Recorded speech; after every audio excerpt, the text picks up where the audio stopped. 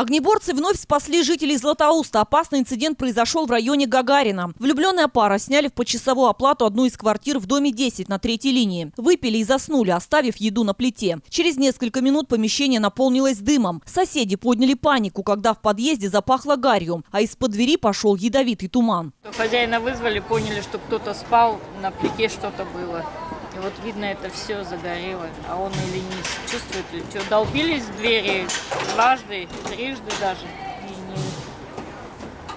Спасатели едва не выставили окна и двери, провели разведку, подготовили лестницу и развернули рукава. К счастью, от внешнего шума постояльцы проснулись и вышли на связь. Не на шутку испугалась соседка по площадке, труженица тыла. Пенсионерка едва успела накинуть плащ и вышла на улицу. Думаю, у меня что горит? Хожу, нюхаю, ничего не горит.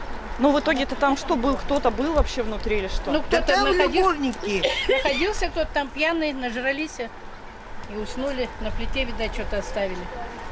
Он пускай то на час, то на два. На ликвидации последствий инцидента было задействовано 3 единицы техники и 12 человек. Отметим также, что происшествие привлекло внимание около 100 жителей Златоуста.